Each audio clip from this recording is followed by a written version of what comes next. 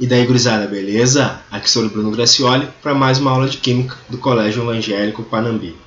Gurizada, nossa aula de hoje vai estar então no setor B do caderno do aluno, tá? São as aulas 12 e 13 e elas vão falar sobre propriedades periódicas. Então, ela vai da página 260 até a página 262. Então, essa aula é uma continuação do assunto tabela periódica que nós vimos trabalhando, é o encerramento desta atividade, né, deste módulo que fala sobre tabela periódica, certo? E para a gente dar início, então, o senhor quer conversar com vocês sobre o que é uma propriedade aperiódica, né? A gente vai falar das propriedades periódicas, mas é importante que a gente entenda o que é uma propriedade aperiódica. As propriedades aperiódicas vão ser aquelas que só aumentam, né, com o número atômico, ou são aquelas que só diminuem com o número atômico. Os dois exemplos que o senhor tem para dar para vocês é a massa atômica. Se vocês notarem, então, a massa só aumenta com o número atômico, certo? E o calor específico ele só diminui com o aumento do número atômico. Feito? Agora sim, falando sobre as propriedades periódicas, que são aquelas propriedades então que vão variar periodicamente com o aumento do nosso número atômico. Se a gente olhar o nosso gráfico aqui de propriedades periódicas, a gente nota que esse gráfico ele sobe, depois ele desce, ele sobe, depois ele desce. Então, isso é exatamente então uma variação periódica que tem sucessivos crescimentos e decrescimentos conforme então vai se aumentando o número atômico, certo? Não te esquece que todos os átomos têm o seu próprio número atômico, não tem nenhum número atômico repetido para átomos, certo? Cada elemento químico tem seu próprio número atômico e esse número atômico vai então de 1 do hidrogênio até 118, certo, gurizada? Indo adiante, nós vamos falar sobre a primeira propriedade periódica, que o senhor precisa que vocês entendam muito bem, que é o raio atômico. De maneira geral, o raio atômico pode ser chamado também de tamanho do átomo, né? Mas lá na matemática vocês sabem então que o raio é então a distância do centro de uma circunferência até a sua periferia, né? Até a sua borda. Quando a gente traz isso para a química, o raio atômico é a distância média do núcleo atômico, certo? Até a última camada deste meu átomo. Então é a distância que eu tenho do núcleo até a última camada. Tranquilo, gurizada? O tamanho desse átomo ele é uma característica bem difícil de ser determinada. Eu não consigo usar uma trena e medir o raio atômico de um átomo, certo? Porque hoje em dia a gente sabe então que a eletrosfera ela não tem uma borda, ela não tem um limite bem definido, certo? A eletrosfera hoje é uma região do espaço, né, que a gente chama agora de orbital, certo? É um orbital que é uma região no espaço onde eu tenho a probabilidade de encontrar um elétron, certo? Para comparar o tamanho dos átomos, a gente precisa levar em conta dois fatores. Que fatores são esses, senhor? O número de prótons que esse cara vai ter no núcleo e o número de níveis de energia. Não te esquece que o número de prótons está ligado diretamente com o número atômico, certo? Isso nunca muda. E os níveis de energia vai então estar baseado de quantas camadas, quantos níveis de energia este átomo vai ter, certo? Lembrando lá da nossa tabela periódica que hoje a gente tem 7 níveis de energia, certo? Indo adiante, falando um pouquinho sobre o número de níveis ou o número de camadas, né? Então, quanto maior a quantidade de níveis que meu átomo tiver, maior vai ser o tamanho do meu átomo. Então, se eu comparar um átomo de 1 nível de energia com um átomo de 7 níveis de energia, o cara de 7 vai ter maior tamanho. Quando a gente compara, então, por exemplo, o flúor, que tem 2 níveis de energia, certo? E o magnésio, que tem 3 níveis de energia, ou 3 camadas eletrônicas, basta eu olhar aqui, né? Basta vocês olharem. O flúor tem 2 níveis e o magnésio tem 3. Então, visualmente eu já consigo enxergar que este magnésio ele é um pouco maior do que o átomo de flúor, certo? Então, caso eu tenha átomos com o mesmo número de níveis ou o mesmo número de camadas, eu preciso usar o outro critério também, certo? Que é então o número de prótons existente lá no nosso núcleo. O número de prótons, então, conforme vai aumentando o número de prótons, certo? Ó, aqui eu posso pensar no sódio tendo 11 prótons e o argônio tendo 18 prótons. Portanto, no sódio eu tenho 11 prótons atraindo 11 elétrons.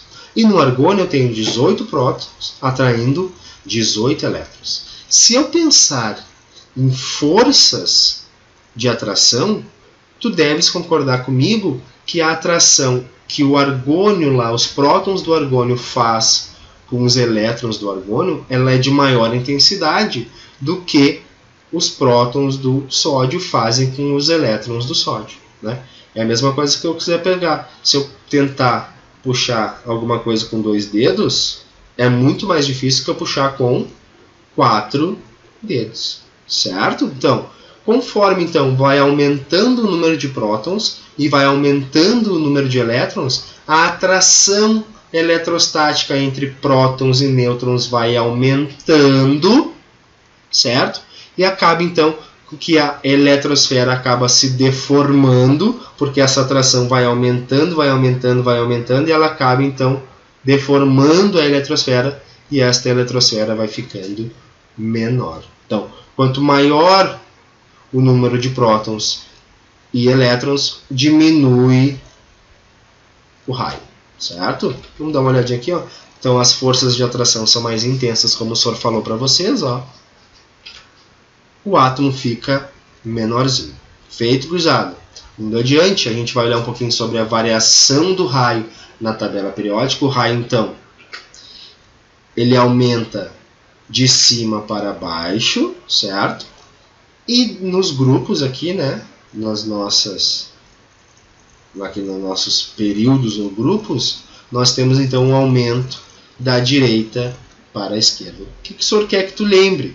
Que neste lado aqui da tabela periódica, ó, estão os nossos metais. E deste lado estão os nossos ametais. Então, quando eu pensar em raio, eu sempre vou pensar que os metais têm maior raio do que os ametais. Quanto mais para a esquerda eu tiver na tabela periódica, maior vai ser o meu raio. Certo? Indo adiante, nós vamos falar então sobre os raios iônicos, que vão ser os tamanhos dos nossos íons. Lembra que nós temos 2 íons lá, o cátion positivo perde elétrons numa boa e o ânion só recebe para depois ficar à toa, certo? Então vamos começar falando sobre o raio do cátion, né?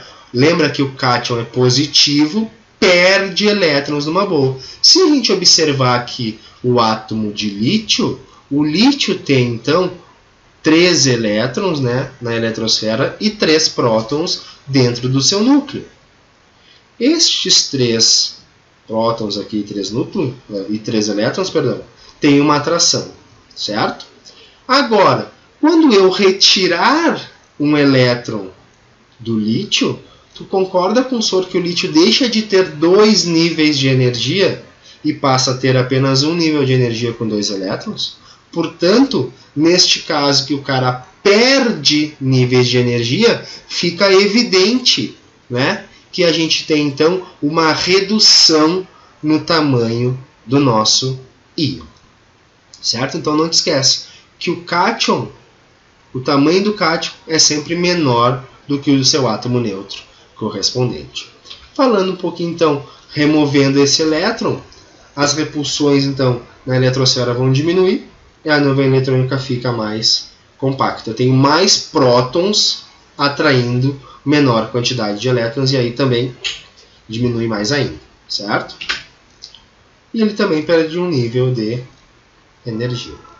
Feito? Indo adiante. Nós vamos falar então sobre o raio do ânion, que é sempre maior do que o do seu átomo neutro. Se a gente pensar aqui no oxigênio, ó, no estado neutro, que é esse primeiro que está aparecendo, ele tem então 8 elétrons e 8 prótons. Eu tenho 8 prótons dentro do núcleo que atraem 8 elétrons na eletrosfera. Tem a distribuição eletrônica 1s2, 2s2, 2p4.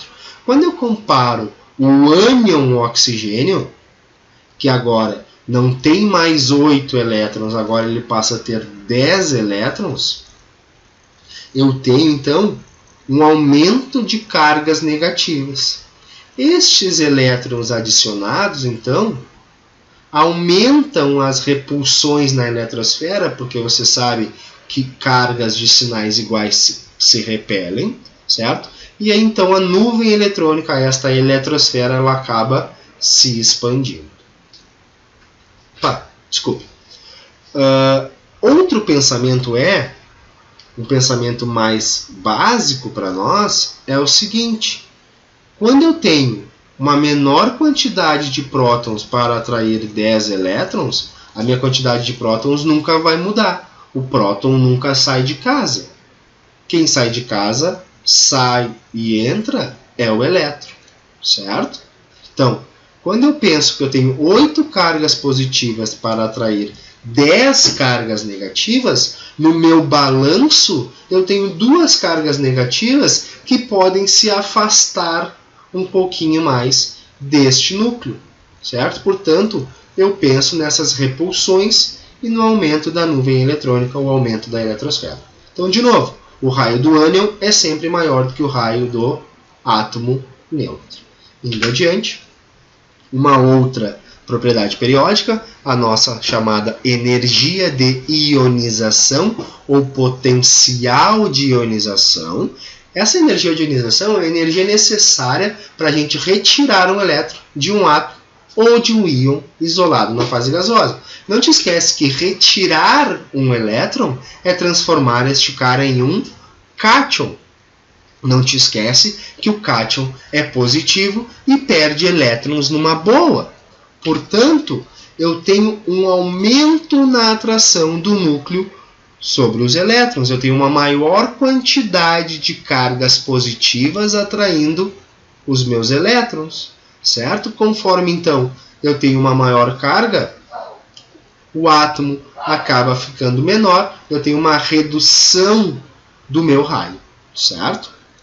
Então, conforme eu vou retirando elétrons, o meu raio diminui e esta interação prótons e elétrons acaba aumentando ainda mais. Eu tenho uma grande atração dos prótons pelos elétrons. Portanto, quanto menor for o meu raio, maior vai ser essa atração exercida pelo núcleo sobre o elétron, o que nos acarreta, então, uma maior energia para remover esse elétron. Certo? Tem uma dica aí que o senhor quer dar para vocês enxergarem aí na casa de vocês. Vocês peguem uma caneta qualquer aí, com tampa, certo? E aí o que o senhor quer que vocês pensem? Que a mão de vocês é o núcleo. E que a tampa da caneta, ela é o elétron. Quando este elétron está muito afastado do núcleo, ele tem um raio grande, basta eu puxar um pouquinho aqui, ó, que este elétron é removido. Eu preciso fornecer pouca energia para remover este elétron. Agora, se o pensamento for contrário, ó, vira a canetinha e bota, ou pode deixar daquele mesmo, e bota a tua mão bem perto, aqui, ó, bem pertinho do elétron, bem pertinho, em cima aqui. Bota a tua mão em cima da tampa da caneta, assim. E agora tenta arrancar a tampa. E aperta com a outra mão, obviamente, né?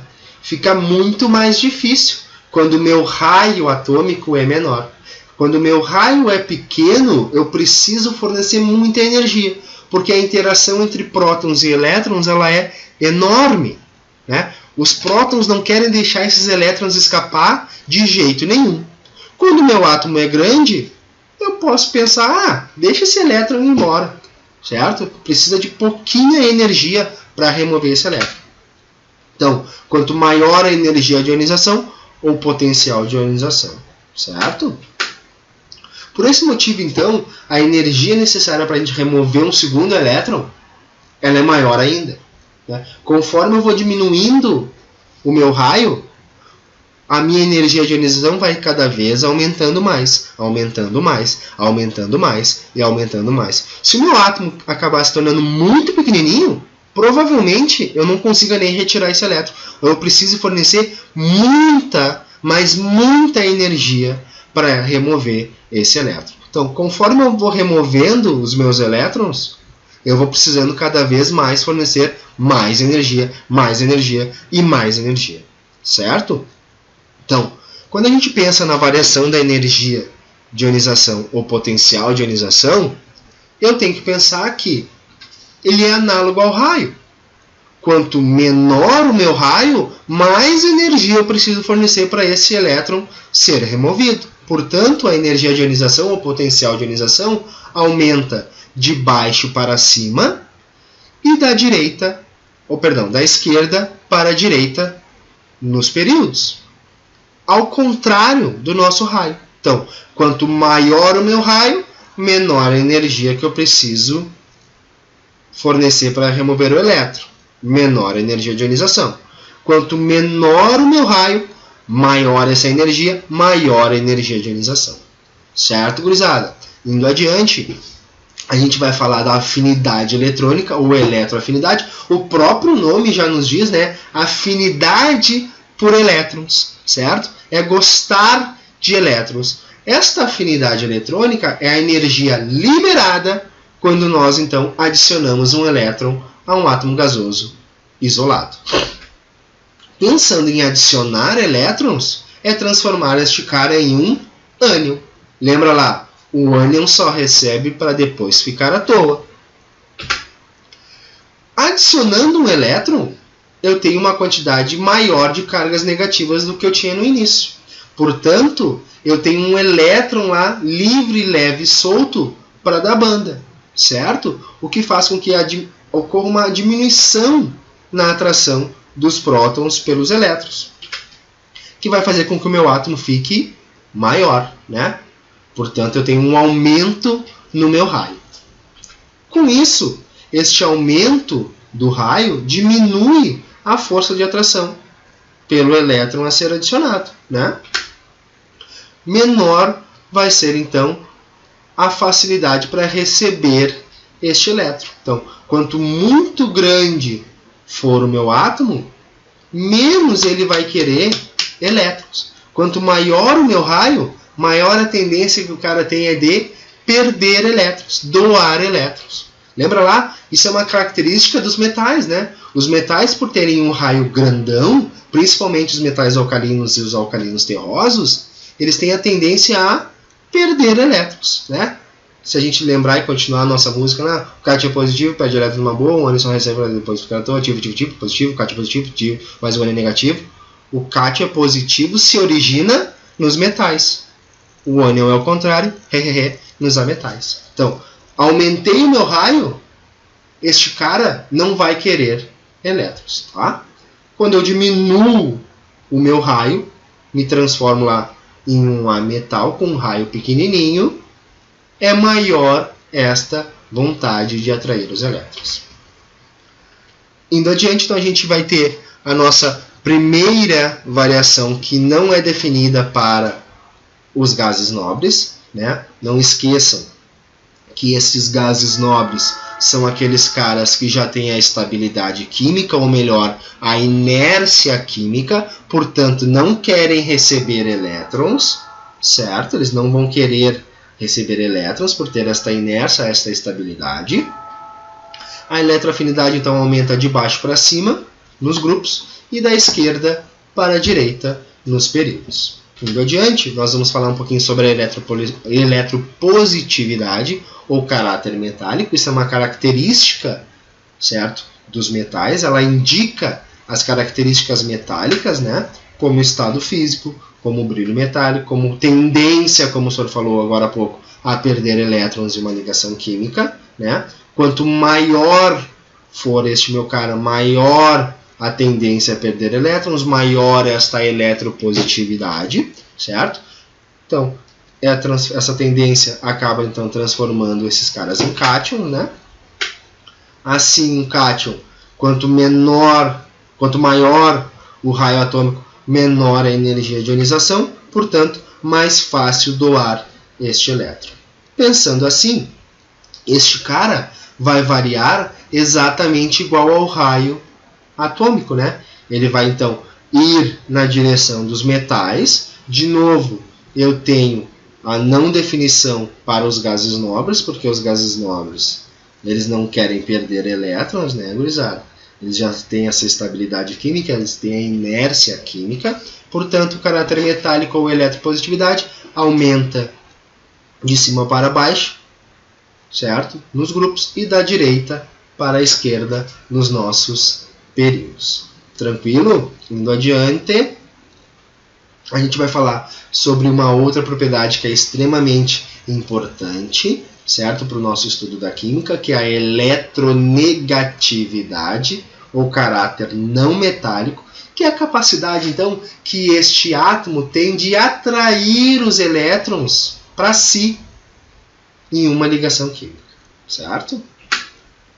Quanto menor o raio, maior esta afinidade eletrônica, certo? Afinidade pelos elétrons. Maior a atração do núcleo sobre os elétrons para si. Ele vai, então, atrair mais facilmente estes elétrons, tá? Mais eletronegativo esse cara vai ser. A variação da eletronegatividade na tabela periódica também não é definida para os gases nobres, porque os gases nobres têm inércia química, portanto, não vão atrair, não vão perder, não vão receber elétrons. De novo, ela vai aumentar de baixo para cima nos nossos grupos ou nas nossas famílias, e da esquerda para a direita nos períodos. Então, analogamente ao raio, quanto menor for o meu raio, quanto mais pequenininho for o meu átomo, mais para a região aqui dos ametais, do grupo 17 e do grupo 18, mais eletronegativo vai ser este cara. Maior a atração, maior a vontade de pegar elétrons para si. Indo adiante, o elemento mais eletronegativo que a gente tem é o flúor, certo? Que ele vai ter então o valor 4, que é o valor máximo na escala de eletronegatividade do Pauli. E o elemento mais eletropositivo é o nosso amigo frâncio. Pensando assim, o senhor coloca para nós a ordem crescente de eletronegatividade, certo? Aqui, ó, do hidrogênio para o flúor. O hidrogênio ele é bem eletropositivo e o flúor ele é bem eletronegativo. Aqui a gente pode pensar então numa frasezinha, um macetezinho que o senhor tem para vocês lembrarem da escala crescente de eletronegatividade, certo? Que é o fiz ontem no Claudião, brigadeiro e sanduíche com pão de hambúrguer. As letras em vermelho aqui, ó, representam para nós os elementos, os átomos em ordem crescente de eletronegatividade. De novo, fiz ontem no Claudião, brigadeiro e sanduíche com pão de hambúrguer. Então nós temos lá hidrogênio, oxigênio, nitrogênio, cloro, bromo, iodo, enxofre, carbono, fósforo e hidrogênio. Certo? Tranquilo, gurizada. Indo adiante, então a gente tem a nossa frase em a ordem decrescente de eletronegatividade. Certo? É o contrário lá do setão do soro. De novo, o setão é ordem crescente e a frase é a ordem decrescente. O flúor é o elemento mais eletronegativo da tabela periódica, certo? E nesta frase o hidrogênio é o cara menos eletronegativo. Fiz ontem no Claudião, brigadeiro e sanduíche com pão de hambúrguer, certo? Ordem decrescente de eletronegatividade. Uma outra propriedade, né, é a densidade ou massa específica. É a razão, então, entre a massa e o volume de uma amostra, de um elemento, né? Os elementos mais densos são o ósmio e o irídio. Então, vai ter densidade aí em torno de 22,5 gramas por centímetro cúbico. Esse negócio ele é bem denso, certo? A variação da densidade, então, na tabela periódica vai ser, então, aumentando de cima para baixo, certo? Nos grupos, e das extremidades, das extremidades ao centro, nos períodos, sempre em direção ao ósmio, certo? Aqui os gases nobres entram na densidade, mas a densidade dos gases nobres, os gases não têm uma densidade relevante, certo? O volume atômico, né, é o volume então ocupado por 1 mol, ou 6,02 vezes 10 a 23 átomos do elemento no estado sólido. Cuida que esse volume atômico é diferente do volume do átomo.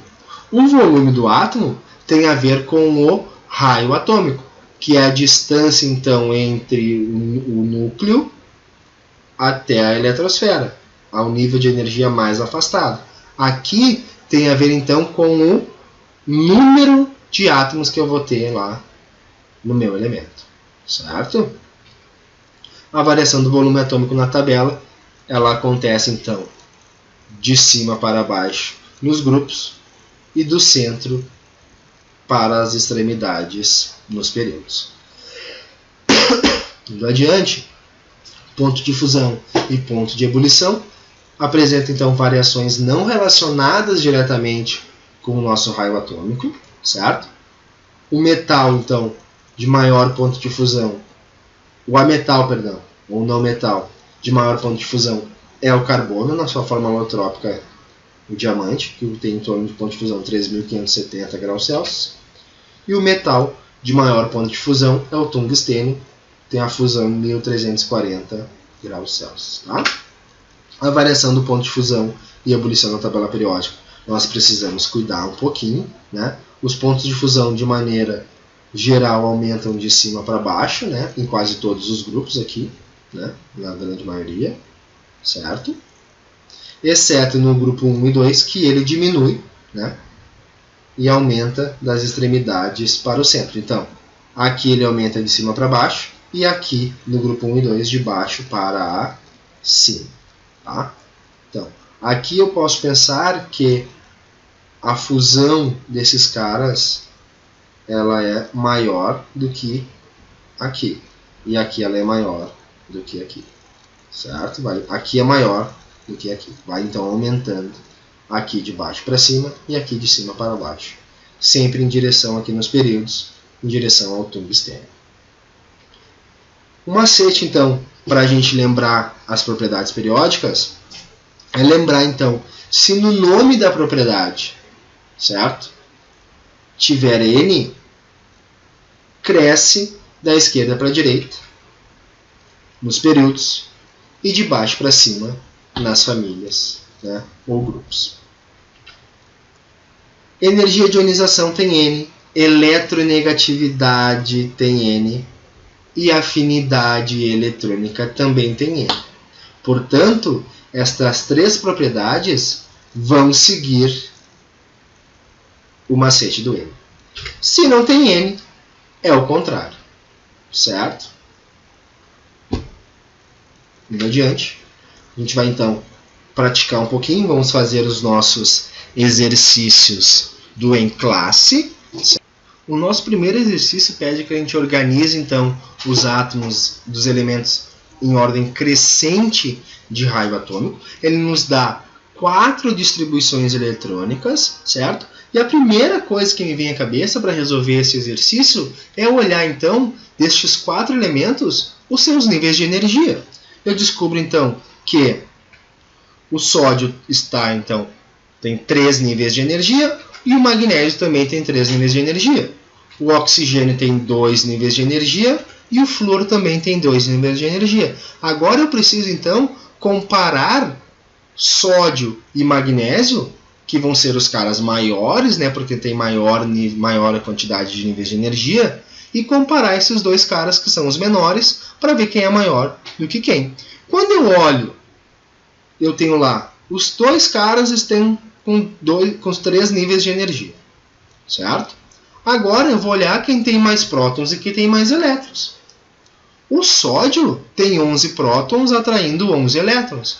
E o magnésio tem 12 prótons atraindo 12 elétrons. A atração entre prótons e elétrons do magnésio ela é um pouquinho maior do que a atração entre prótons e elétrons no sódio. Portanto, se eu pensar nisso, o sódio ele é maior do que o átomo de magnésio. A interação entre prótons e elétrons é menos efetiva, né? Tem menor quantidade de interação entre prótons e elétrons do sódio do que prótons e elétrons do magnésio. Se eu também pensar, o magnésio ele é um metal alcalino terroso, está na coluna 2. E o sódio ele é um metal alcalino, está na coluna 1. Portanto, o meu raio também cresce nos períodos da direita para a esquerda. E o sódio está mais à esquerda do que o magnésio na tabela periódica. Certo? Agora, analisando o flúor e o oxigênio, a interação entre oxigênio e flúor, no flúor ela é mais efetiva, porque o flúor tem 9 prótons e 9 elétrons se atraindo, que faz com que a minha eletrosfera acabe diminuindo um pouquinho. Portanto, eu posso afirmar para vocês que o flúor ele é menor do que o oxigênio. Agora, organizando em ordem crescente, do menor para o maior raio atômico, nós temos o flúor sendo menor, depois o oxigênio, depois o magnésio e só depois o sódio. Então, o flúor é o menorzinho e o sódio ele é o maior. Indo adiante, o exercício número 2 fala assim, ó, sabendo que o Na+, o Mg2+, o O2- e o F- são espécies isoeletrônicas, organize-as em ordem crescente de raio atômico. Bom, para mim fazer isso, eu primeiro tenho que saber que isoeletrônicos têm a mesma quantidade de elétrons. Mas aqui, como são cátions e ânions, o senhor vai trazer para nós as distribuições eletrônicas desses caras no estado neutro, antes de virarem cátions e antes de virarem ânions. Está aqui. Já trouxe. Colei lá do exercício 1. E aí eu trago para nós. O sódio tem 11 prótons atraindo 10 elétrons. Está aqui a camada de valência desse cara. O magnésio tem 12 prótons atraindo 10 elétrons. Então aqui tu já te liga que entre o sódio e o magnésio ele atrai mais os elétrons do que o sódio. Portanto, o magnésio deve ser menor do que o sódio. Certo? Além disso, o raio do cátion é sempre menor do que o raio do seu átomo neutro. Aqui o raio do cátion é sempre menor do que o raio do átomo neutro. Indo adiante, o oxigênio. O oxigênio tem 8 prótons, atraindo 10 elétrons. Eu tenho uma disparidade, eu tenho duas cargas negativas que não estão sendo atraídas. E o flúor, aqui embaixo, tem 9 prótons, atraindo também 10 elétrons. Aqui eu tenho uma carga negativa não sendo atraída, e não te esquece que o raio do ânion é sempre maior do que o raio do seu átomo neutro. Portanto, quando eu penso em organizar estes caras em ordem crescente de raio atômico, eu tenho o magnésio sendo menor do que o sódio. Então, começamos magnésio, depois sódio. Está aqui. Depois o flúor e depois o oxigênio. Certo, gurizada? Espero que vocês tenham entendido este segundo exercício também. Nosso terceiro exercício, então, fala qual das opções abaixo apresenta a comparação errada, olha aqui, ó, errada, relativa aos raios de átomos e de íons. O que o senhor tem que lembrar primeiro? O raio do ânion é sempre maior do que o do seu átomo neutro e o raio do cátion é sempre menor do que o seu átomo neutro. Certo? Então, quando eu olho aqui, ó, o raio do íon sódio do cátion, ele é menor do que o raio do sódio neutro. Tá certo? Certo? Lembra que eu quero a opção errada. O raio do sódio é menor do que o raio do F-. Foi o que a gente viu no nosso exercício anterior. Certo? Não te esquece disso. É o que a gente fez lá, olhou lá. A letra C, o raio do magnésio é menor do que o raio do O2-. Foi também exatamente o que a gente viu no nosso exercício anterior. O raio do flúor menos, ele é maior do que o raio do O2-. Também foi o que a gente pensou no nosso exercício anterior. O raio do flúor, ele é menor do que o raio do magnésio. Não, está aqui o nosso erro. O raio do magnésio é maior, perdão, o raio do flúor é maior do que o raio do magnésio mais 2, ou 2 mais. Certo, gurizada? Pensando lá e raciocinando a partir do exercício 2. Certo? O exercício 3 é muito barbada quando a gente pensou juntos no exercício 2. O exercício 4 fala que a energia de ionização é a energia necessária para se retirar um elétron de um átomo no estado gasoso, como a gente havia falado. A primeira energia de ionização de um átomo X pode ser equacionada genericamente por X gasoso mais a energia necessária para se remover este elétron, transforma ele então em um cátion mais esse elétron. Organiza os elementos sódio, magnésio, oxigênio e flúor em ordem crescente de primeira energia de ionização. O que a gente tem que pensar? Primeiro, que quanto menor for o raio atômico, maior vai ser a atração exercida pelo núcleo sobre o elétron. Portanto, quanto menor for o meu raio, maior a energia que eu preciso fornecer para remover este elétron. Maior a energia de ionização. Certo?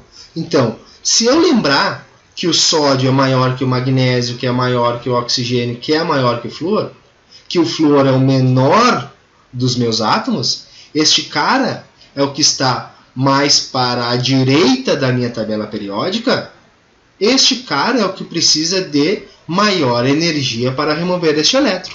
Quando eu penso nisso, a minha ordem de crescimento de energia de ionização é sódio, magnésio, oxigênio e flúor. O flúor, ele é o cara que é o taradão por elétrons, é o que tem maior afinidade pelos seus elétrons. Portanto, eu preciso fornecer muita energia para remover o elétron desse cara. E os metais, eu preciso fornecer pouca energia. Certo, gurizada? Indo adiante, então, a gente tem o exercício 5 que pede que a gente considere as representações. Eu tenho um átomo aqui, um átomo neutro, né, que sofre a sua primeira energia de ionização, sofre a sua segunda energia de ionização e a sua terceira energia de ionização. Para a gente relembrar, conforme eu vou, então, removendo estes elétrons e transformando esses caras em cátions, o meu raio vai ficando cada vez menor. A atração entre prótons e elétrons vai aumentando, fazendo com que fique cada vez mais difícil remover estes elétrons. Portanto, as energias de ionizações, conforme eu vou fazendo as ionizações, eu vou precisando cada vez mais fornecer mais e mais e mais energia para remover os elétrons mais internos deste meu átomo.